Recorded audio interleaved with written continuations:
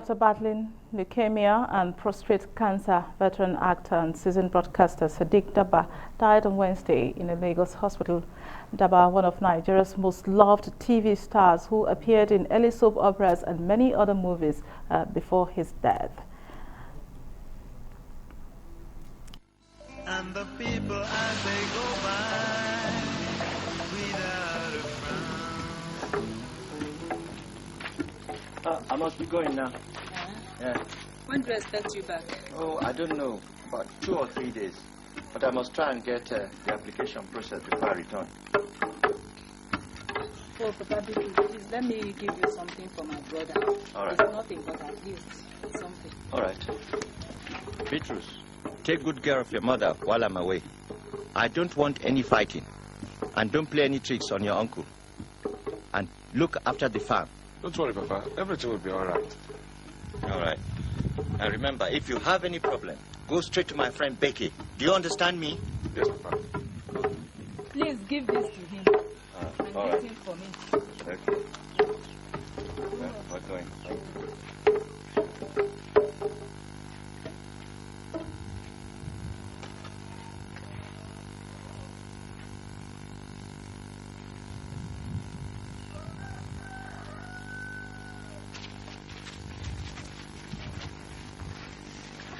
Papa Larry, are you traveling? Robo, yes, I have to go to the town. Hope not to know. No, nothing at all. Just a few things I want to straighten out about my farm. Oh, Memories are really forever, and to speak about his life and times, we have joining us live in the studios Dr. Peter Igho, who produced and directed Cockcrow at Dawn, the program that brought Sadiq Daba to limelight, I would say, honing his dramatic skills.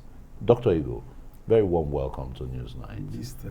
I know it must be a very terrible blow to you when you look back at several decades ago, about 4 decades ago, when that film was shot. Tell us a bit more about Sadiq, popularly called Uncle S. Well, Sadiq was much more than Cockcrow had done, actually. Sadiq started well before Cockcrow had done. I'd met him when he was, as a friend, when he was in the customs in Kano. I'd heard about him then, very sharp, fond of the party person. He was a customs officer. He was a customs officer. And then he joined broadcasting a few years later through another colleague, Halifa Baba Ahmed. And I was in Sokoto then in 1975 as a pioneer member. And when later, about 2 years later, Adama Ogi took over from our pioneer general manager, Tunde Angulu, he came with a few people from Kaduna, and Sadiq was one of them. I was in charge of drama. You can imagine at that time, there were not too many actors or too many people around who took acting as a profession. So what I did then was, I was in charge of drama, English and Hausa. I had to produce both live every week. And you can't imagine that now. That must have been very laborious. Very, especially because we had what was a store converted to a studio. So very little space for lighting and all that. So we had to really manage and squeeze in to do all that. That is where the real creativity comes in. Yes, so we had to really make do with so many things. But most importantly, in doing my casting for my drama productions, I never did a formal audition. I just looked around and people watched them and selected them for the part I knew they were going to fit, or write my parts to fit their personalities. Their personalities. And Sadiq was one such natural. The moment I saw him, I knew I had to do something with him. He was full of life, and he was so eloquent and all that. And so when I did a number of movies, which included The Cat's Call, Time to Register, Moment of Truth was the big one. Was 1978 when NT organized the drama competition. I had to write and produce and direct the entry from Sokoto. And I had Sadiq as one of the key characters. And I told him, just be yourself. And he played this chop life doctor who was the life of the party, or not to be the MC at every party, but who was one of the best doctors in his time. So that was the kind of character that Sadiq was. And of course, when the competition was educated, NTA Sokoto came first with Moment of Truth. And because of that, when NTA wanted to support government in its agricultural outing with Obasanjo's Operation Feed the Nation, OFN, because I was the producer of the winning entry, I was asked to come to Lagos to put together a series that would support agriculture, which became Cock, Crow, at Dawn. Fantastic. And of course, you didn't look far to pick Sadiq. No, Daba. I didn't have to. And again, you know, your experiences from 1975 to 1978, not even going to the universities where they have the theatre arts department and the rest. I just picked from the streets. And the unique thing about Cock, Crow, at Dawn was that I started with Sadiq Daba. I had, there was a family of 4, Bello, the father, Zemai, the mother, Larry, the sister, and Sadiq, the son. The son. I chose Sadiq first. I had Sadiq, so I had to build everybody else around Sadiq. Him. Because I just said, if Sadiq is there, he will be the central character that would help me focus and ground all the other actors. And he did, even And with he did. Gaga, you know, the other very... I had gotten Gaga separately as a wicked uncle, cantankerous uncle. But the family of Bello was the difficult one. When I got Sadiq, then of course I knew who could be his father. That was George Menta in Jos. If you see the two of them, if you looked at the two of them there, you can see there's a great resemblance. So having found Sadiq, I now could find his father easily. Then Larry, who was the mother who played the lead female character in Moment of Truth, because she was also a natural, I brought her along to be Larry. Then the problem was then Zemai. That was the problem, to find Zemai. When I got, so many people came, I went to universities for the first time, nobody could get go fit that block. In the end, Sonny Oti recommended Eneo Lodger. And when she came, I looked at her as soon as she walked in, I said, sorry, you're too young. Because she's actually younger in life than the two children, than Larry and Sadiq. Sadiq was the oldest among all of them, older than the mother. But then such was the fact, by the time I talked to her, we tried her out. We did a test run. The moment I said action, she changed immediately and became this mother figure. And seeing the two of them together, you would think really that she was the mother of Sadiq. And Sadiq played the child so well, off and on, that we had incidents where if Sadiq felt was angered by anybody on set, it is the mother who will come and pacify him. Nobody could pacify him except the mother. And we built that kind of rapport. Such an interesting and dynamic. Sadiq was such a natural with Beatrice. So much so that even though he was that old, at one point we were on set and we took a break, and Sadiq, who smoked at that time, lit his cigarette and was smoking. When a young boy walked up to him and hit him on the back and said, you know the fear? Smoke people like you, they smoke cigar. He had played the part so well that even the children thought he was their mate. And he also had so many of such incidents later, but such was the power of Sadiq's ability to play that role. That's dramatic transformation here now. So Sadiq would be his elderly person talking and playing around. The moment you said, he called him on set and you said action, Sadiq became that child. Character. You know, and he was an amazing character. He was a natural. Let's talk more. Let's talk about him again. I mean, those who met him have a lot of words to describe him, you know, based on their experience. What would you say you remember most about him, the person of Sadiq Daba, who's gone to rest now, as we do know? You know, many of us who work in this industry, we give a lot of ourselves to make our viewers happy. And in doing that, we do that at sometimes at the expense of our own lives. Sadiq was one such character. No matter what disturbed Sadiq, and there were many things that were problems occasionally at that time, we were all growing up, so many issues were around the corner and all that. But the moment Sadiq stepped in front of that camera, everything was forgotten. That's professionalism. Yes. And that's the thing I remember most about most of those that I had with me. The fact that they gave their heart and soul, maybe because I also was leading by example. Right. I mean, we would play, I made sure my crew was the happiest, my cast was the happiest. After every production, I took them out. I made sure they were happy. I took care of them outside the set. I made sure I got to know what was disturbing them, their families and everything. I got to know all of them and became close. That's why most of them call me Baba. Not because I was that much older, but because I personified this father figure who cared for his cast and crew. And it got so, that rapport was so strong on set that I recall somebody came to visit Enyo Lodja, the mother, Zemayo, on set. We were in the village. And Sadiq was in his small boy club, and he was in the corner there looking quite, he was tired. That's the village was That's the village, and yes. that village And is located where? A place called Teria, outside Jos. We had to drive past Jos through the, about 5 miles away from town, through a stream we call the Snake Stream. When it rained, we were stuck on, depending on which side we were. Shooting, and yes, and we'll drive to the village, and we'll be under this big tree where we put our mats and stayed, and went into this compound. Actually belonged to the chief of the village, who worked my father, who was a miner. And when I was going to start, there was not enough money to begin to rent locations. Or to build locations. So I asked my father, he linked me with the chief, and the man simply said, take over my compound. And that became the compound of Uncle Gaga, Bello, and the rest of them. Okay, Dr. Peter Igho, you're not going away very soon. We just want to take some messages because this is really building up and getting really interesting. We'll go on a short break. Do stay with us. We'll be back.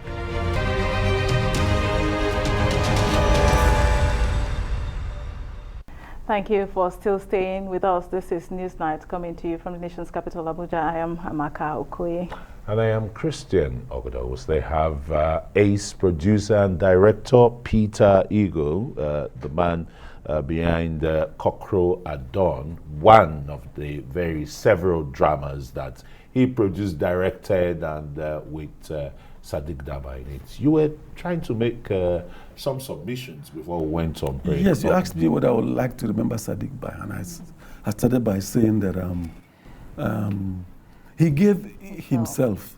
I mean, sometimes I always, when I lecture students on drama, I always say, when you come to this business, it's important to have talent and all that. But most importantly, you need to have the passion to put yourself, your soul, and sacrifice into this business. Once you do that, that's where. And Sadiq did all that. He not only had the talent, but he put his heart and soul into every part you asked him to play. And most of these times was in spite of, not in support of what the family represented. So many of us were away, out there on location, making people happy at the expense of our families. Our children grew up without us. Our wives were all there lonely, bringing up the children without us. And Sadiq epitomized that kind of faith that affected many of us, who gave our life and soul to the job we're asked to do. Yeah, to bring so Sadiq, joy to up to the home. last moment, he's never stopped talking about what we could do next. He wanted us to reboot and bring back Cockroach at Dawn, and actually did that. We actually did a reboot where we had actually written out what part was going to be and all that kind of thing. And a few weeks, or rather less than 10 days before he died, he sent me text to say, I've not been able to talk to Enyo Lodja for a long time. Enyo Lodja is in America. Enyo Lodja is the mother, Zemai. He was worried about her. And I started reaching out to her. I couldn't reach her. So he called me and said, Baba, what do we do? And I said, she's very worried about her. We called somebody else. That person couldn't reach until Enyo now said, I lost my phone, but I've just had. But before, he now calmed down to say, thank God she's alive. This was just 10 days before he died. And you want to tell us some of, I mean, we can see some photos. Yes, that's his wife, actually. And the man on the left is Iriana Kimio. Yeah. When we started Cockroach at Dawn, I had a team of 4 writers. Iriana Kimio was one of them, who wrote the first few scripts we started. That's Sadiq and his wife at my son's wedding. Tusi Igho's wedding. And everything we did, he attended. That's my eldest son, Sadiq, with my son, Tony Igho. He's a special effects and animation person. Everything that we did as a family, he was always there. I was just going to ask you, the cast and crew. Let's even look at the Beatrice, the father, Enel Loja, that's Zemai, George Menta, and Menta, is it? Judge Menta, yes. Menta, yeah. Yes. Where are they? Where are some of these people? Well, You've talked it's about sad, Enel it's Loja. sad. Enel Loja, thank God, is still alive, but she's just come out of a very serious medical surgery. And but she's there, she's alive. We chatted even this morning because she was worried about what was happening about Sadiq. But unfortunately, the father, Judge Menta, has passed on.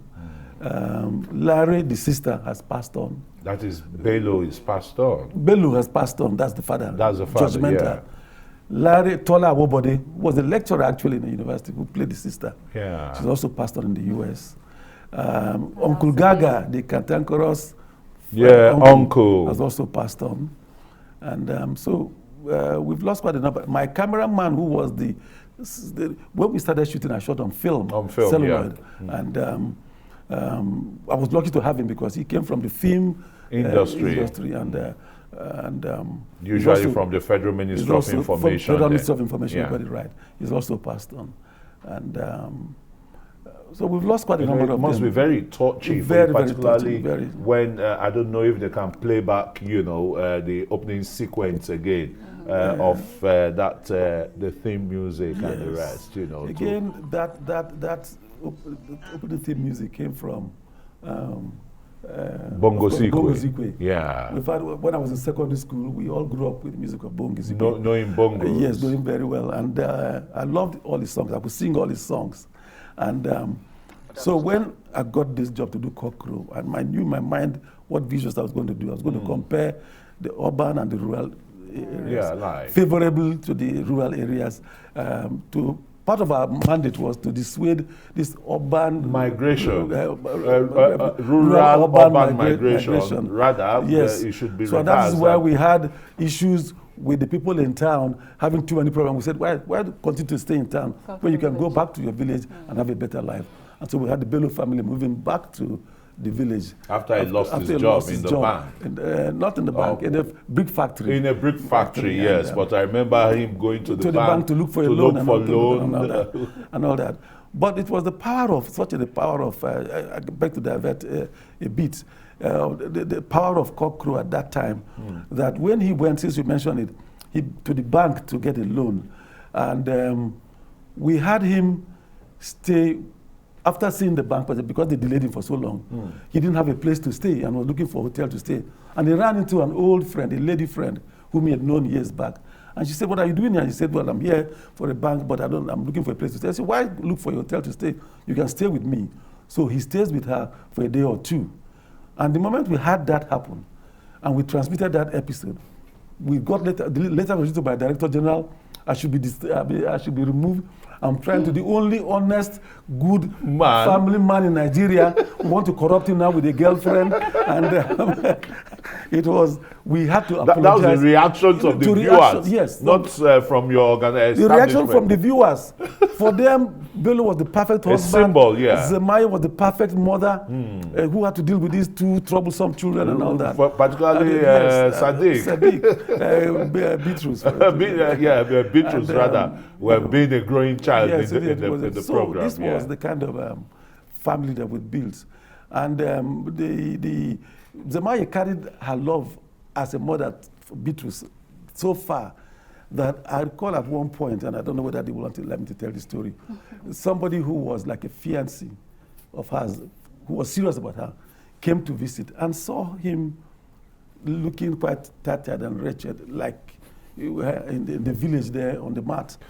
And he made a derogatory remark about him. About I said, "Who be this rough that guy that you're staying with?" That was the end of the relationship. Zemaya said, "You dare not say that about my son. How dare you say about my..." And nobody could pacify her. The guy had to leave the camp. That was the end of that relationship. That was how strongly she felt about it. Yeah, about and persevered to the end. That's why he was worried about her, and she worried about him. We had built that strong family I'm sure it unit. must be devastating for her hearing about the passing on of Sadiq Daba now.